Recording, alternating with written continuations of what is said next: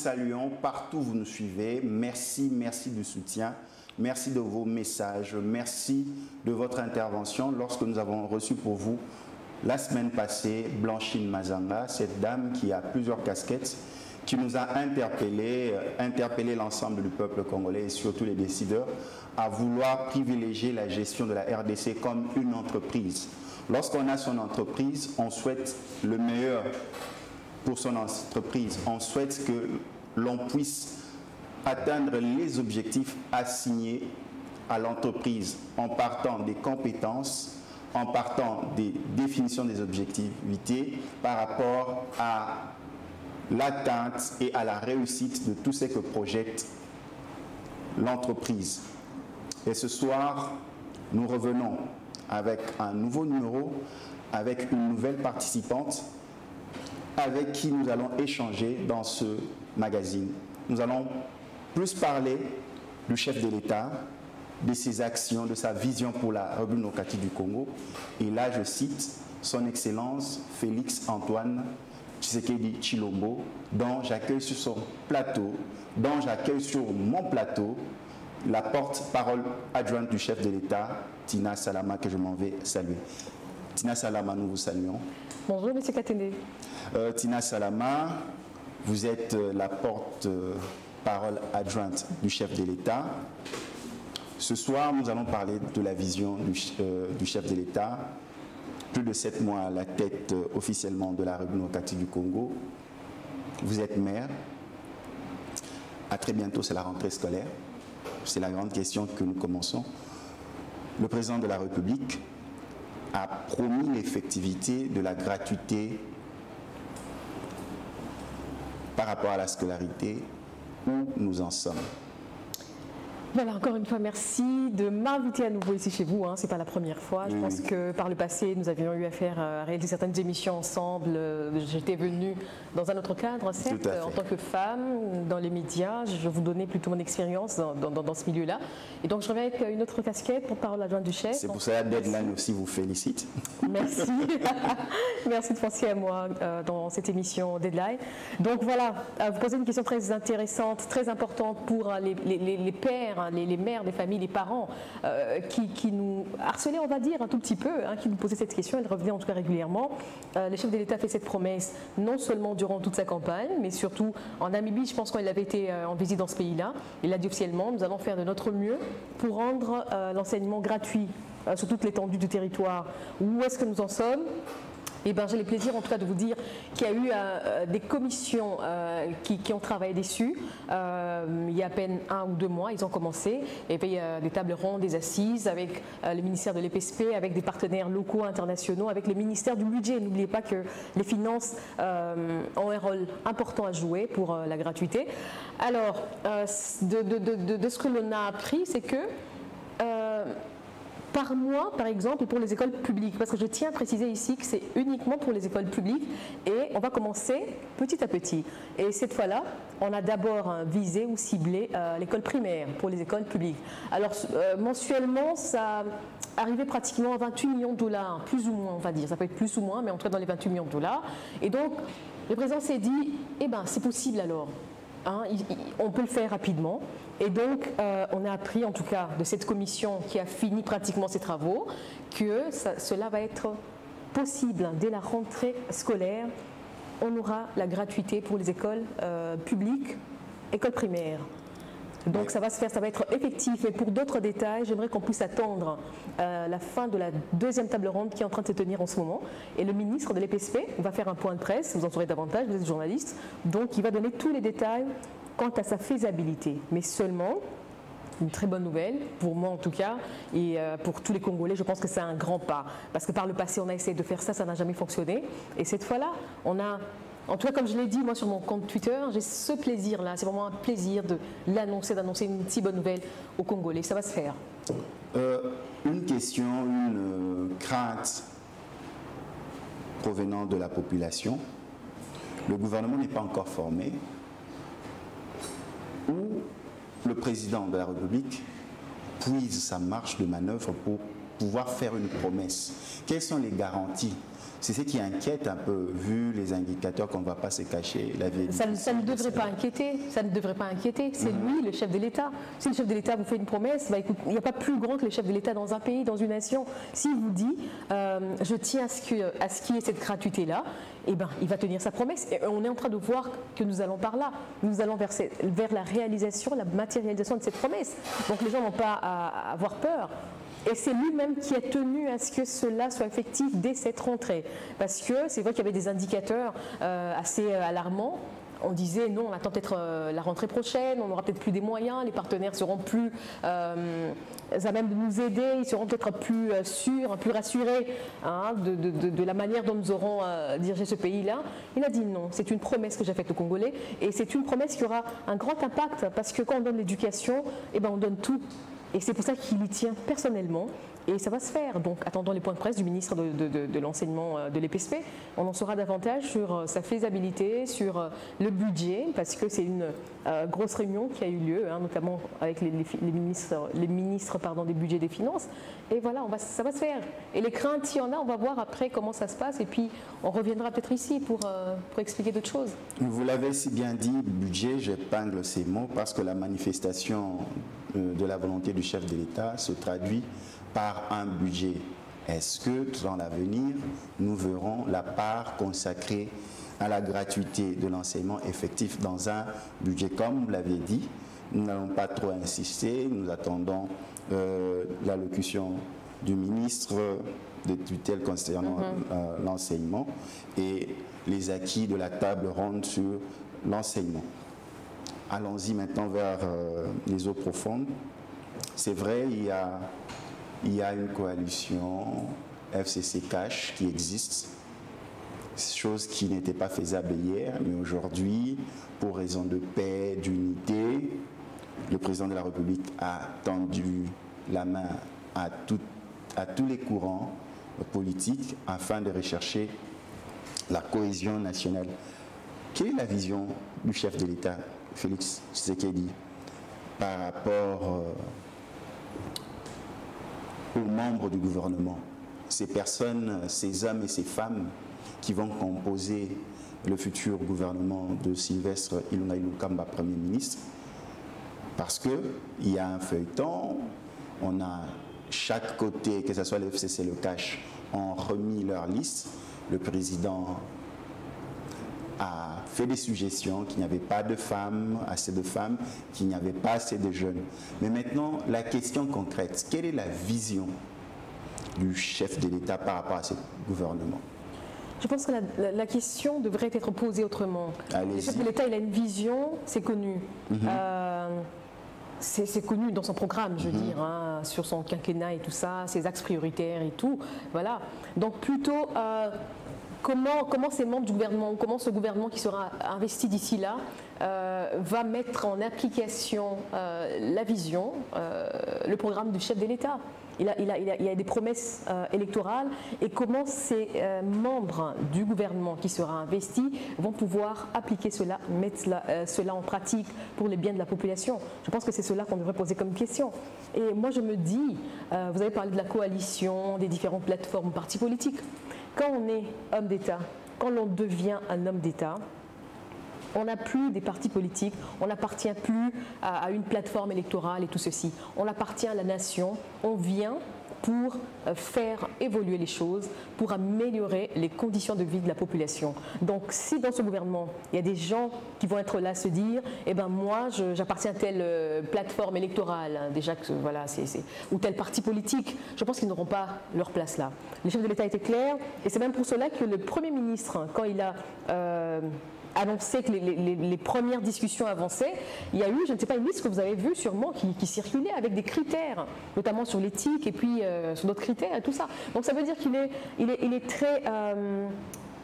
il ne badine pas là-dessus, les chefs de l'État. Donc il est sérieux, il y aura un contrat non seulement de performance, mais d'éthique, et puis il y aura une sorte d'évaluation, peut-être trimestrielle, mais ça va être en cas périodique, où ces membres du gouvernement, les ministres, devront chaque fois venir expliquer Tout d'abord, quand ils seront investis, donc chaque ministre devra passer, expliquer au Premier ministre comment il compte mettre en application dans son secteur, on va dire, et comment il va pouvoir gérer les choses. Donc ça veut dire qu'il y aura une sorte de contrôle, ce qui n'a jamais été peut-être le cas par le passé. Ça se fait dans beaucoup de pays ailleurs. Nous voulons mettre cela en pratique pour qu'il y ait une sorte de transparence, de redevabilité, ce qu'on appelle accountability en anglais. Donc, comme il a dit si bien, moi j'aime bien, tous les ministres qui vont venir dans ce gouvernement, qui ne pensent pas qu'ils viennent pour jouir, hein, et qu'il y aura une catégorie là, et puis une population qui croupit dans la misère, et puis il y a des jouisseurs d'un côté, non. Il a dit, vous allez être des esclaves de la population. Donc ça c'est très nouveau et c'est très bien de le souligner. Donc je pense que tous ceux qui seront là vont travailler pour la République. Celui qui pense qu'il a des comptes à rendre, pas au président de la République, pas au Premier ministre, hein, plutôt à son autorité morale, à son chef de parti politique, à sa plateforme, je pense qu'il n'a pas sa place et ils vont devoir s'en rendre compte très tôt. Donc ils viennent pour servir le peuple dans la vision du chef de l'État. Nous n'avons qu'un seul président de la République. Nous l'avons attendu dans les allocutions lorsqu'il y avait les tractations sur la composition des membres du gouvernement, que ce soit du professeur Moulania ou de l'honorable Kabound, que dans les négociations, chacun a mis du sien. Ça veut dire qu'il fallait laisser certains avantages de côté pour accéder à ceux des autres, ainsi de suite. Et par exemple, dans ce document, dans la répartition du gouvernement et même dans la nouvelle feuille de route du gouvernement Sylvestre Ilunga-Ilukamba, a été intégré par exemple le projet de campagne de M. Chadari, par exemple. Maintenant, ma question simple, j'y arrive. Lorsque vous avez 42% pour le FCC et 23% pour le cash, le président, sachant que c'est la Constitution qui le veut, pensez-vous qu'il a la latitude de faire ce qu'il veut ou imprégner sa vision si il avait le champ libre comme il le pensait lors de son projet de campagne, lors de ses promesses de campagne? Le pensez-vous? Vous qui êtes porte-parole du chef de l'État, je vous pose cette question comme si c'était à lui que l'on posait cette question. En tout cas, moi je vais vous dire, hein, l'idéal aurait été, bien évidemment, qu'il puisse avoir la majorité au Parlement. Tout à fait. Et qu'il puisse avoir un gouvernement issu de cash, voilà, à plus de 50%. Donc c'est l'idéal pour tout chef d'État. Mais la réalité est tout autre. Mais cette réalité aussi change sa manière aussi de voir les choses. Et c'est très bien, moi je pense quand même que nous puissions expérimenter cette façon de faire. C'est nouveau pour tout le monde et c'est vrai que les gens sont très sceptiques quant à sa faisabilité. On se pose beaucoup de questions, on se demande est-ce que ça va fonctionner? Mais c'est normal que les gens se posent ce genre de questions parce que c'est nouveau, ça n'a jamais été fait par le passé. On a vu ça dans d'autres pays étrangers comme en France, hein, ça se fait. Mais nous sommes en train d'expérimenter cela. Nous sommes une jeune démocratie, un pays qui vient d'avoir sa première alternance et tout ça. Et le président, moi je trouve que ce n'est pas une patate chaude, comme d'aucuns le pensent, mais il est très positif. Hein. Il est très positif, comme vous l'avez dit, il tend la main, il a une vision pour le Congo. Et moi je pense qu'on devrait arrêter avec ces individualités, se dire moi je suis, moi j'appartiens, nous avons autant de pourcentage dans ce gouvernement-là, nous avons des ministères importants. Non, ces ministères, ces postes, ces fonctions, c'est pour servir le peuple, comme je vous l'ai dit encore une fois. Et c'est ça la vision du chef de l'État, c'est d'améliorer les conditions des vies de la population. Donc comment dire, hein, cette négativité ou ce scepticisme-là devrait, je demanderais en tout cas aux gens de laisser faire le chef de l'État et de voir comment les choses se passent. En tout cas, il tend la main, il est très pacifique, mais il est ferme aussi. Et c'est sa vision qui sera mise en application par tout ce monde-là. La latitude, il l'a, c'est lui le garant de la nation, c'est lui le chef de l'État. Donc voilà. Ça va très bien se passer. Je suis confiante et je reviendrai ici peut-être dans quelques mois, on en parlera.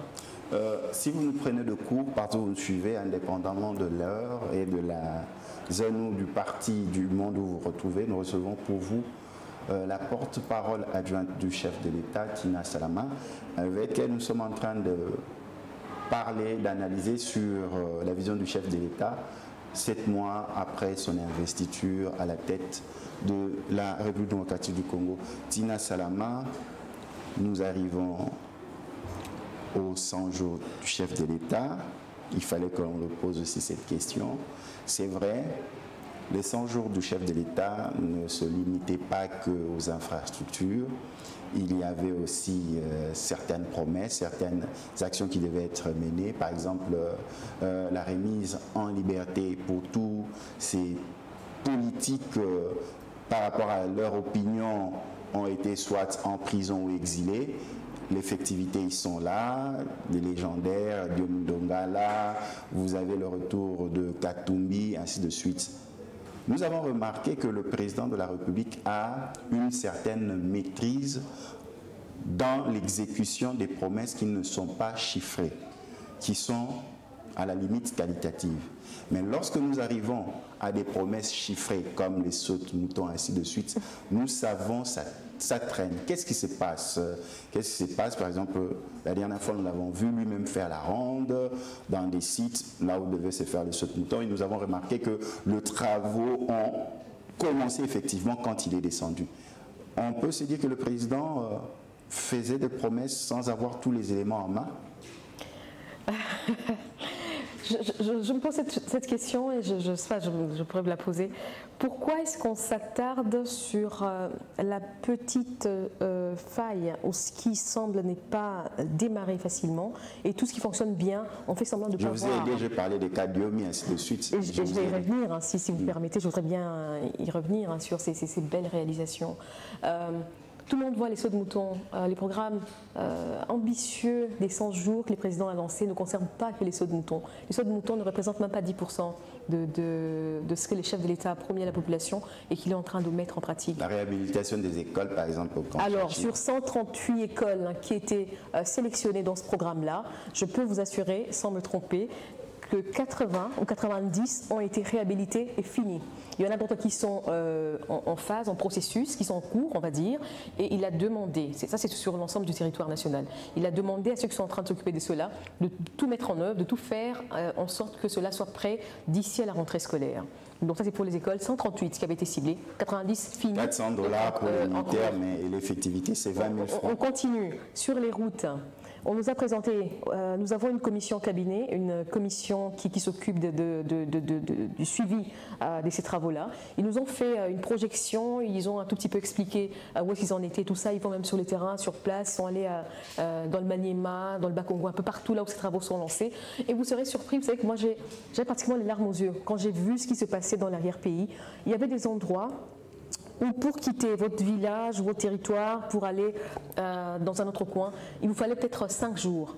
Et quand on a lancé ces travaux-là, on est passé par exemple de 5 jours à 3 heures ou 5 heures. On a vu des routes qui étaient en très mauvais état, très délabrées, où les camions tombaient. On a même vu une femme enceinte, moi en tant que femme, ça m'a sorti des larmes, une femme enceinte qui allait accoucher, mais comme elle ne pouvait pas accoucher dans son village, on l'a amenée à moto. Mais c'était tellement difficile de traverser ce tronçon-là. Elle a dû accoucher là sur place. On a appelé quelqu'un qui s'y connaissait en médecine. On l'a aidé à accoucher. Voilà. Donc c'est des petits exemples comme ça. Et ça, c'est dans la province de l'Équateur, dans l'ex-Équateur, le Grand Katanga, dans tous les pays en chantier. On a vu des gens, par exemple, à Kabé, à Kamwanga, où il y a eu certains projets qui ont été lancés de ce côté-là aussi. Mais les gens n'en revenaient pas. Ils se disaient, c'est la première fois que nous pouvons voir, peut-être une école comme ça, c'est la première fois que nous voyons des routes réhabilitées. C'est la première fois pour beaucoup, sur beaucoup de choses. Où on peut quitter Kinshasa, on prend la route, on va vers Kikwit, on va à Chikapambujimai. Mais c'est dommage que les médias ou que les gens ne veulent pas s'attarder sur ce qui fonctionne, sur ce qui a fonctionné. Et les gens s'arrêtent au saut de mouton. Les sauts de mouton, c'est fait où? À Kinshasa. Bien évidemment, ça a pris du retard. C'est l'OVD. Il a dit, les DG de l'OVD, qu'il y avait des petits soucis, bien évidemment, l'étude du sol et tout ça, mais qui sont en train de tout mettre en œuvre. Et Vous savez pourquoi le chef de l'État a fait cette descente-là? C'est parce qu'il s'est rendu compte que dans les travaux lancés dans ce cadre-là, il y a les sauts de boutons qui traînaient. Et il s'est dit, qu'est-ce qui se passe? C'est vrai qu'il y a des gens qui lui font tout le temps des retours, il y a une commission, comme je vous l'ai dit, on lui fait des rapports tout le temps, mais c'est un homme de terrain. Il ne veut pas rester dans son bureau, il s'est dit, j'y vais, je vais voir par moi-même. Et c'est pour ça qu'il a fait cette ronde-là. Effectivement, ces gens ont commencé à pousser, parce que les sols, il est marécageux, il fallait beaucoup de choses, des études au préalable, qu'ils disent avoir fait, mais bon. Ils ont expliqué. Est-ce qu'il n'a pas mis la barre très haute? C'est la raison pour laquelle les gens se disent, donc, comme il avait dit qu'il n'y avait qu'à l'époque quand il était encore candidat et il répondait à une question d'un confrère journaliste, il n'y avait que Joseph Kabila qui avait l'expérience d'être président. Ma question est celle-ci. Est-ce que quand il a commencé à opérationnaliser ses choix en tant que chef de l'État, il n'avait pas mis la barre très haute? À la place de commencer niveau par niveau, par exemple, nous commençons déjà avec ce qui existe. Par exemple, le social. Les gens ne mangent pas, ils ont faim. Répondre à ces problèmes-là, qu'aller dans des travaux de grande envergure où le gouvernement, le futur gouvernement, n'est pas associé. Alors, moi, ce que je vous demande, c'est que comment vous voulez ne pas être ambitieux dans ce pays où tout est à refaire? Vous voyez dans quel état est ce pays? L'ambition ne doit pas être égale à l'aveuglement. Ce n'est pas l'aveuglement. Alors, vous me parlez du social qui est très important.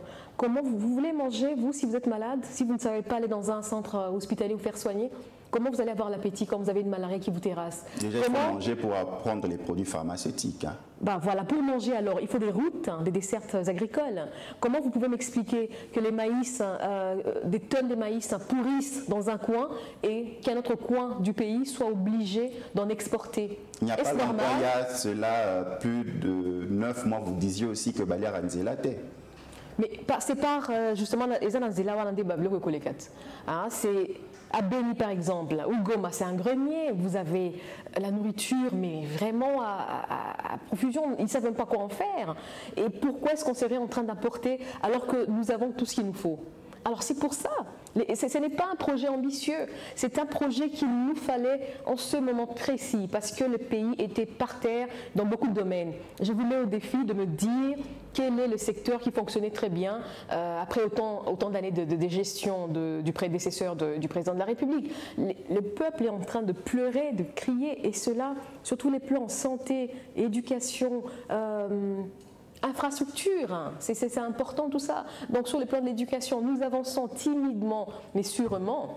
Nous ne sommes qu'à 7 mois. Et voilà, la gratuité, ils vont pour les écoles publiques. Et on va continuer. Ça, ce n'est qu'un premier palier. Là, on verra dans le budget. Ce n'est qu'un premier palier parce que plus tard, le projet, c'est de créer des écoles publiques qui soient viables. Que les parents soient attirés de mettre leurs enfants là-bas plutôt que de les envoyer dans les écoles privées parce qu'ils se disent, bon, les enfants étudient dans de mauvaises conditions. C'est de mettre l'enseignant dans des bonnes conditions aussi, indemnité de logement par exemple, transport, et de rendre cette carrière-là attrayante. Pour qu'il, si un enseignant est dans de bonnes conditions, s'il est bien payé, rémunéré, tout ça, il va aussi bien rendre sa matière. Et plus tard, peut-être de revoir même tout le système éducatif congolais.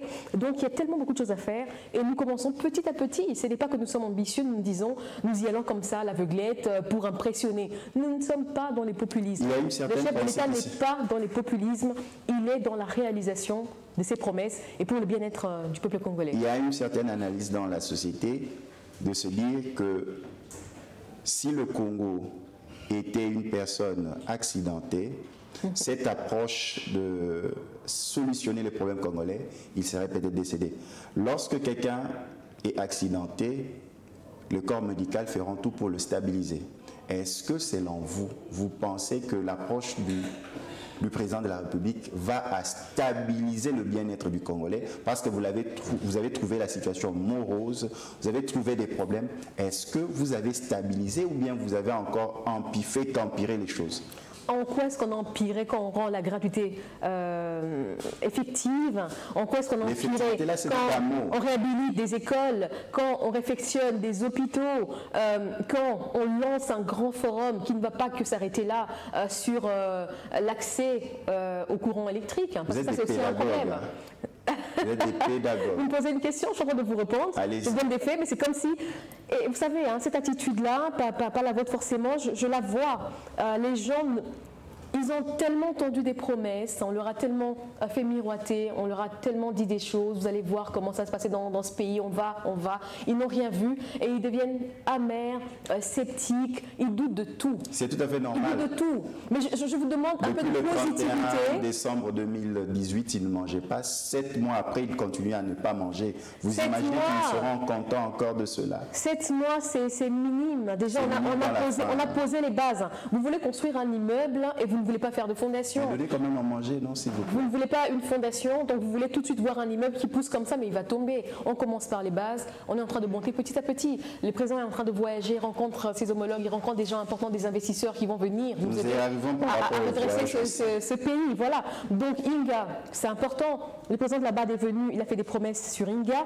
Le président lui-même a été à Matadi pour lancer ce grand forum-là, avec des partenaires importants, locaux, internationaux, justement pour dire aux gens, on ne peut pas avoir de développement sans accès à l'énergie. Donc c'est des petites choses comme ça que vous semblez minimiser, mais qui vont donner des fruits. Vous voulez des retombées immédiates.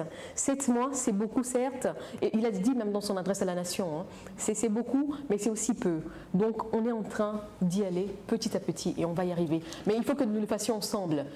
Ne pensez pas que si le président échoue, il échoue seul, nous échouons tous. Hein. Donc c'est ensemble que nous allons reconstruire ce pays. Allons-y seulement. Allons-y avec foi. Très chers téléspectateurs, indépendamment de l'heure, partout où vous êtes dans notre globe terrestre, nous recevons pour vous Tina Salama, porte-parole adjointe du chef de l'État, son Excellence Félix Antoine Tshisekedi Tshilombo. Nous sommes très heureux d'avoir Tina Salama sur ce plateau et nous entamons la seconde partie de cette émission. Tina, nous arrivons au volet sécurité Béni.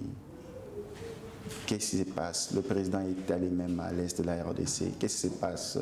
C'est vrai que les stratégies militaires ne peuvent pas être dévoilées, mais est-ce qu'il y a un semblant de début de solution par rapport à ce problème-là?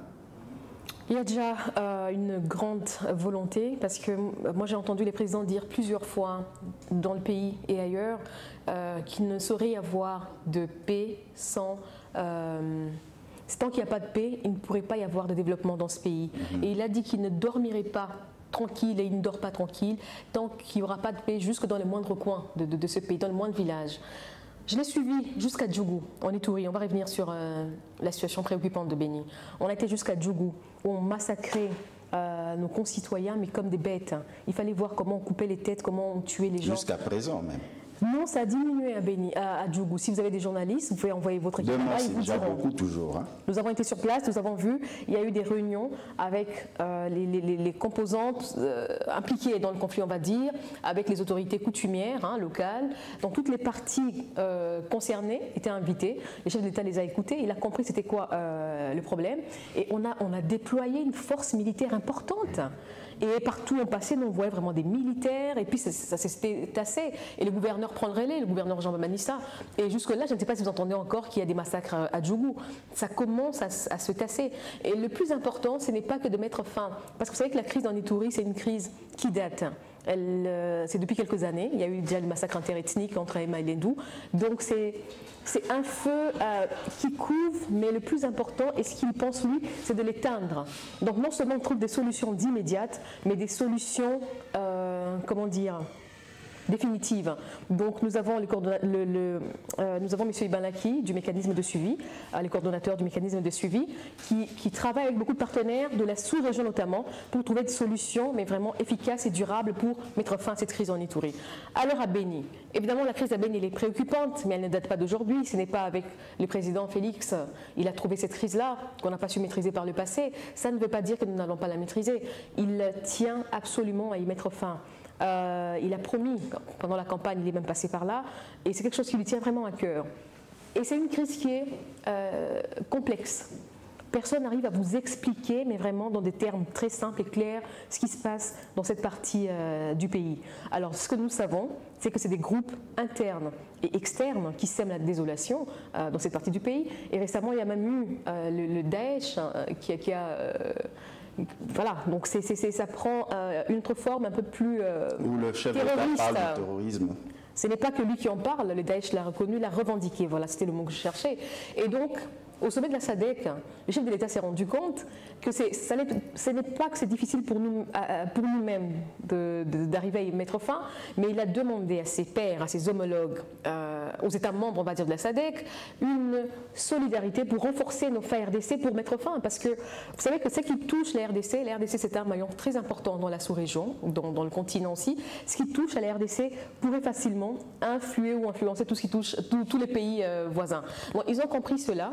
Lui leur a dit, écoutez, il y a une coalition mondiale autour du terrorisme. Pourquoi est-ce que nous ne ferions pas de même dans la sous-région contre ce terrorisme qui ne dit pas son nom dans la zone de Béni? C'est vrai qu'il y a eu des actions déjà à l'interne. Vous avez appris qu'il avait reçu les chefs d'état-major élargis. Hein, il y avait l'ANER également, il y avait les ministres de l'Intérieur. Il les a tous reçus. Et comme vous le dites, hein, ces stratégies-là militaires, on ne peut pas... on ne peut pas les sortir ici, on ne peut pas en parler ici.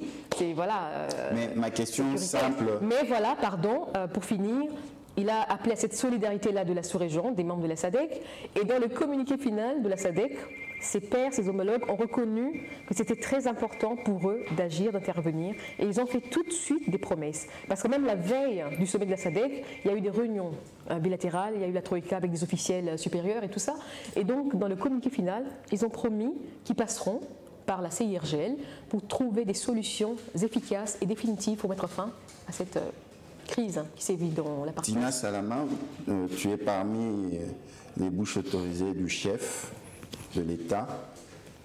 Une petite inquiétude qui surgit n'est pas comprendre les causes claires de la crise à l'est du pays concernant l'insécurité, mais vous ne savez pas qu'il faut commencer par des choses simples. Par exemple, nos frontières sont poreuses. Redéfinir une stratégie par rapport à solidifier la sécurité dans nos frontières pour qu'il n'y ait plus d'incursion. Et puis, de deux, le travail des services d'intelligence pour pouvoir récolter les informations plus importantes auprès de la population. Et de trois, est-ce que ces populations concernées par ces crises se sentent associées dans le solutionnement du problème, ou bien c'est Kinshasa qui pense, c'est le chef de l'État qui a sa petite idée avec ses conseillers pour dire voici nous faisons cela, et puis quand tout de suite nous voulons de l'aide de nos pays frères pour la lutte, est-ce que nous-mêmes, nous ne démontrons pas une certaine incapacité à gérer nos problèmes à l'intérieur de nos frontières, quoique ce problème vienne de fois ou la plupart du temps de l'extérieur? Vous avez la réponse, vous avez donné la réponse. Hein. Allez-y. Ces problèmes-là viennent souvent de l'extérieur et on ne peut pas résoudre un problème sans ceux qui ont contribué, ceux qui contribuent à le rendre plus... difficile et tout ça. Et c'est même la démarche du chef de l'État quand vous les voyez faire des voyages dans les pays étrangers, nos voisins, le Rwanda, l'Ouganda, le Burundi, les gens ne comprennent toujours pas. Mais c'est parce que c'est des gens quand même qui font partie de la crise qui sévit dans notre pays, et il se dit, pour trouver une solution, on doit pouvoir s'asseoir ensemble, discuter. Il tient beaucoup à ce qu'il appelle le dialogue constructif et le bon voisinage. On a des différends, on peut les régler ensemble à l'africaine, entre nous Africains. Et je pense que ces homologues sont en train de comprendre sa démarche. Il y a eu beaucoup de discussions, il y a eu beaucoup de sommets où ces pays voisins étaient associés, les pays qui sont impliqués dans la crise au Congo. Alors, aveu de faiblesse, non, pas du tout. Il faut être réaliste. On a par le passé, hein, je suppose qu'il y a eu, je ne pourrais pas parler pour le régime passé, mais je suppose qu'ils ont essayé de trouver de solutions, ça n'a pas fonctionné. Je pense qu'à un moment, il faut se dire, on a utilisé cette méthode-là, elle n'a pas fonctionné, on passe à un plan B, à une autre étape. Et donc, appeler ces pays frères, hein, ces pays voisins, ces pays africains à cette solidarité pour endiguer ce fléau ou cette crise qui pourrait demain déstabiliser leur pays aussi, ce n'est pas un aveu de faiblesse, c'est juste reconnaître qu'on pourrait ensemble on est une force. Et c'est juste dans cette démarche-là, je pense. D'une crise à une autre, parlons de l'Ebola. Nos frères et sœurs sont tombés à cause de cette maladie. et la présidence de la République a repris la main par rapport à la stratégie de lutte contre Ebola en nommant le professeur Dr Muyembe à la tête pour piloter cette stratégie en RDC. Où en sommes-nous et quelle est la vision du chef de l'État par rapport à la lutte contre Ebola? D'abord, la vision du chef de l'État, c'est cela. C'était de mettre en place ce comité multisectoriel. Parce que vous vous souvenez que les autres épidémies ont été facilement maîtrisées, on va dire dans les 3 mois, 6 mois maximum. On n'a jamais dépassé 3 mois. Hein, comme c'est le cas en ce moment avec la crise, avec ce qui se passe en Ituri et tout récemment à Goma. Alors, on a envoyé une équipe sur place à Béni. Il y avait beaucoup de résistance. Vous avez parlé d'associer la population. Ils ne se sentaient pas du tout associés. Ils ont même parlé de Ebola business et tout ça avec l'ancien gouvernement, le ministre et tout ça. Je ne sais pas ce qui se passait. Semblait-il que les médecins venaient d'ici et tout ça, ils ne comprenaient pas. Vous ne pouvez pas travailler avec des gens auxquels vous n'expliquez pas votre stratégie, qu'est-ce que vous voulez faire pour eux. Ils voient des gens qui débarquent de Kinshasa, effectivement, qui viennent leur imposer des choses. Il fallait associer les autorités locales, les notables, les chefs coutumiers qui puissent parler à la population. D'autres disaient non, c'est fait exprès pour nous exterminer, on ne nous aime pas. Non. Donc il y avait beaucoup de rumeurs, des malentendus comme ça. Aussi, l'équipe s'est rendue compte, l'équipe qui avait été envoyée par le chef de l'État, l'équipe s'est rendue compte que la crise, elle n'était pas que de santé publique, elle dépassait ce niveau-là parce qu'elle touchait aussi sur le plan sécuritaire. Dans ce cas, qu'est-ce qu'il fallait faire? Et il fallait aussi débourser de l'argent, du trésor public pour aider donc, le budget. Vous savez. Alors là, le chef d'État s'est rendu compte que non, il faut alors un comité multisectoriel. Ça ne pouvait pas rester sous la gestion d'un seul ministère de la Santé ou d'un seul ministre, que je salue, le docteur Oli Ilunga, il a fait de son mieux, mais bon voilà, il était au four et au moulin. Ce n'est pas possible. Je pense qu'il ne travaillait même plus en tant que ministre, mais il était ministre maintenant sur Ebola. Bien évidemment, il était débordé, il voulait trouver de solutions. Et on a atteint les seuils, malheureusement. Vous savez quand est-ce qu'on atteint les seuils? Quand on a plus de 1000 morts. C'est une première, ça n'a jamais été fait. On a atteint le seuil, on est à 1800 là. Et on continue, qu'est-ce qui se passe? Ebola est déclaré à Goma, donc ça quitte la zone Ituri, Béni et tout ça, ça arrive à Goma. Le danger à Goma, c'est quoi? Le danger à Goma, c'est qu'il y a des frontières avec d'autres pays voisins, notamment le Rwanda. Les dangers à Goma, c'est qu'il y a Bukavu à côté, parce que Bukavu, c'est surpeuplé aussi. Et Bukavu, c'est aussi la frontière avec d'autres pays. Alors, l'OMS a déclaré Ebola une maladie d'urgence sanitaire de portée internationale, à portée internationale. Ça veut dire quoi? Que le pays n'allait plus gérer seul Ebola. Donc, vous alliez avoir des gens qui allaient débarquer, je ne sais pas, MSF, c'est vrai que l'OMS est notre partenaire, on travaille avec l'OMS sans problème, on travaille avec l'UNICEF et beaucoup d'autres qui sont là, mais quand c'est à portée internationale comme ça, donc ça dépasse finalement vos frontières. Donc le lead ne viendrait plus du chef de l'État. Heureusement que lui avait compris cela plus tôt, parce que le comité a été mis en place bien avant que cela ne soit déclaré une maladie d'urgence urgence sanitaire à portée internationale. Donc il s'est dit, d'abord il faut un comité multisectoriel. Donc plusieurs ministères vont être impliqués sous son leadership. Donc ça c'est son idée. Et ça veut dire qu'il a dit, je prends le lead. Et avec raison, il a pris le professeur Muyembe, qui n'est plus à présenter, qui a découvert la première souche de cette maladie à virus Ebola dans les années, je pense il y a plus de 4 décennies. Il était très jeune. Il a découvert cela en Équateur, dans un petit village. Il a réussi à l'étouffer ou à le contenir, voilà. Le professeur Muyembe a continué des recherches pendant des années. Il a été appelé comme expert dans des pays de l'Afrique de l'Ouest, Sierra Leone, Libéria. Il y a contribué. Il est revenu ici. Les autres épidémies qu'on a su contenir facilement et rapidement en Équateur et tout ça, 9 épidémies. Il a participé. Alors, partant de cette expertise-là, je pense que c'est un homme à féliciter dans ce pays. Je pense qu'il devrait avoir une reconnaissance nationale d'abord, avant qu'elle ne soit internationale. Donc, on l'a mis à contribution. Il est parti et vous voyez les résultats. Ebola aujourd'hui, on a pu contenir Goma. Il y a une molécule thérapeutique, le MB114, si je ne m'abuse, qui a l'air de fonctionner. Annoncé par le professeur Muyembe. Absolument, ça fonctionne très bien. Donc pour Goma, ça va très bien. C'est vrai qu'il y a eu 2 nouveaux cas à Mwenga. Mais vous savez ce qui se passe, c'est qu'il y a des personnes à risque, donc des personnes qui ont été en contact avec les malades, qui souvent échappent au contrôle de ces équipes-là. Et ils passent par les routes, ils trouvent... Et c'est comme ça qu'ils se sont retrouvés à Mwenga. Voilà. Donc c'est pour ça qu'on dit que la population devrait aussi participer par la vigilance, l'observation des règles d'hygiène. Ce n'est pas qu'une affaire du chef de l'État, ce n'est pas qu'une affaire de l'OMS, c'est l'affaire de tous. C'est pour ça qu'on a dit qu'il faut aller sur le terrain, sensibiliser. Et moi je sais qu'il y a eu des équipes de la présidence qui sont parties sur place, le collège santé, le professeur Muyembe et d'autres personnes, le secrétariat technique en fait qui avait été mis en place. Ils ont été jusqu'à Goma, ils ont vu comment ça se passait, le vaccin et tout ça, ils ont vu les malades, il y en a qui sont guéris.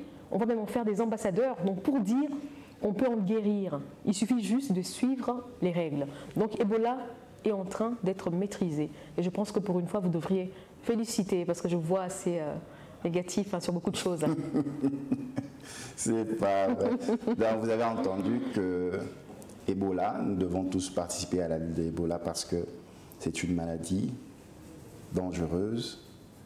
Et vous avez remarqué que je n'ai pas voulu vous interrompre parce que là, on parle de problèmes assez graves chez l'Ebola. Donc, je ne peux pas aller tout le temps dans des contradictions quand il s'agit des vies humaines qui sont en jeu. Nous arrivons à la dernière phase de nos échanges. Si vous nous prenez de court, nous recevons dans votre magazine Deadline Tina Salama, porte-parole adjointe du chef de l'État, son Excellence Félix-Antoine Tshisekedi Tshilombo. Nous parlons de la vision du chef de l'État 7 mois après son investiture à la tête du pays. Tina Salama, il nous reste 2 points que nous allons globaliser dans cette dernière partie de notre échange ce soir, indépendamment de l'heure où on nous suit sur les réseaux sociaux, sur Kin 24 Télévision. La place de la femme. Oui, c'est vrai, nous avons remarqué, le président était réactionnaire. Quand il regarde la liste présentée par le Premier ministre Sylvestre, parmi l'un de ses contestations, il n'y a pas assez de femmes. Est-ce que ce n'est pas seulement pour amadouer la population congolaise, 53% à peu près estimée de femmes, composant la population de la République du Congo? Est-ce que ce sera effectif? Est-ce que ce sera sur base aussi de la méritocratie? Alors, je vous le dis encore, le président, quand il fait quelque chose, ce n'est pas pour faire genre, pour parler dans ces termes-là. C'est pas pour faire plaisir et puis sans plus, non. Quand il annonce quelque chose, il y tient. Et je ne le dis pas parce que je suis sa porte-parole, parce que je l'ai observé, parce que je l'écoute, je vois comment il fonctionne. Alors, cette question de la parité, moi je vois que ça le tient à cœur. J'en suis une preuve. Vous voyez, une porte-parole femme, je ne sais pas si vous en avez déjà vu, il y a Sibeth Ndiaye en France. Voilà, moi je suis là au Congo, donc il y avait un porte-parole, il y a M. Kassongo qui est mon titulaire, je suis l'adjointe, je suis là. La directrice de communication, c'est une femme. Vous les voyez très peu.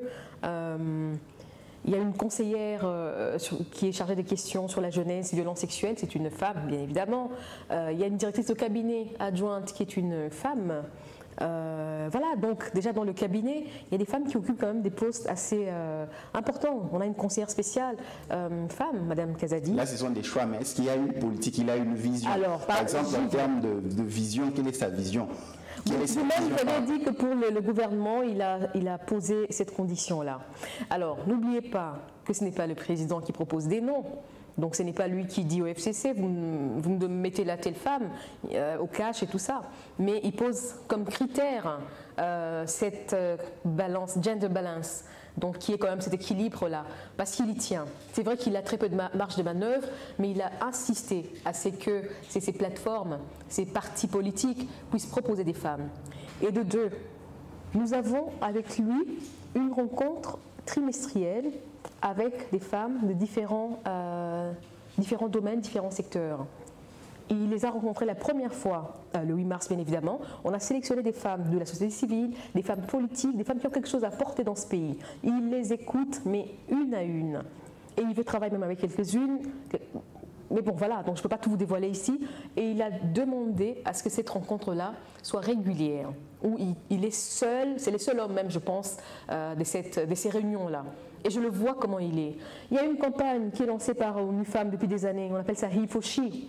Ifochi Orange Day, où on demande aux hommes, on appelle ça la masculinité positive. Et lui, il s'est prêté au jeu, mais pas que pour faire plaisir. Tu dois mettre un foulard orange pour dire que tu adhères à cela. Et il l'a fait avec l'ONU Femmes, je l'ai vu avec un foulard orange comme ça, mais tout fier avec les femmes non seulement du cabinet et d'autres femmes. Donc il tient vraiment à ce qu'il y ait cette parité-là. Quand on était en Ituri, quand on est allé pour le 30 juin, il a promis.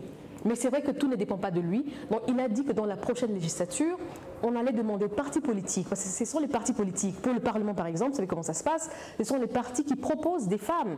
On ne peut pas venir dire, bon, vous me mettez tel député là, vous savez, elles ne sont pas nommées, elles sont élues. Mais pour qu'elles soient élues, il faut que les partis politiques puissent les proposer. Donc il a dit qu'il va faire de son mieux, il va peser tout son poids pour que cela soit une réalité comme ça se passe dans beaucoup de pays étrangers. Il nous reste juste 5 petites minutes pour mettre un terme. Nous avons compris que c'est accord des actions, mais il n'y a pas une politique claire en termes de vision. Par exemple, dans mon mandat, j'aimerais avoir autant de femmes en termes d'objectifs. Si, il a dit 50-50 en tout cas, il voudrait que ce soit 50-50 pour commencer, pourquoi pas plus hein. Pourquoi pas plus? Et donc, c'est ce que je suis en train de vous expliquer depuis tout à l'heure. Tout à fait. Tina Salama, lorsque j'étais en train de préparer notre émission, en train de rire, il dit « Ah, tu vas recevoir la porte-parole du chef de l'État. Ah, le chef de l'État, Kenda, voyageur. » Bon, ça c'est entre nous. La diplomatie, les raisons de ces voyages. Qu'est-ce qu'il recherche? Il veut remettre la RDC dans le concert des nations. Qu'est-ce qu'il recherche? C'est sa propre légitimité, qu'il est pleinement président, comme il avait dit à nos confrères d'une certaine chaîne. Qu'est-ce qu'il recherche? Quelle est sa démarche sur le plan diplomatique? Le Congo a une position stratégique sur le continent. Le Congo est très riche, très convoité. Nos ressources sont convoitées. Et donc, pour développer ce pays-là, que beaucoup ont voulu peut-être enterrer, étouffer et tout ça, il ne peut pas le faire seul. On ne peut pas être un si grand pays avec autant de potentiel, avec nos voisins déjà pour commencer, et se dire qu'on va tout faire seul. Et lui, il a compris cette démarche-là. Il est président de la République démocratique du Congo. Il ne recherche pas une légitimité, mais il doit aller voir ses homologues. Il est pleinement président. Exactement. Il est pleinement président, mais je le dis en regardant dans les yeux. Il doit aller voir ses homologues, des pays voisins. Fachi Béton. Bah, si vous le dites. Alors...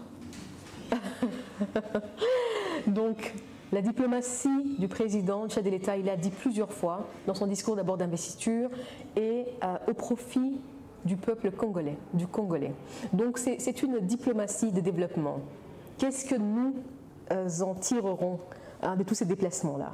Il est en Angola au moment où je vous parle, mais parce qu'il a été appelé à contribution pour mettre fin à une crise entre deux pays voisins qui nous ont quand même par le passé assez... voilà, où on était en froid. Les deux pays étaient en froid. Il a été appelé à contribution pour pouvoir trouver une solution. Il tient, comme je vous l'ai dit, à un règlement pacifique des conflits. Donc, ils ont signé un accord. Et au-delà de ça, il y a autre chose, renforcement des relations entre tous ces pays-là.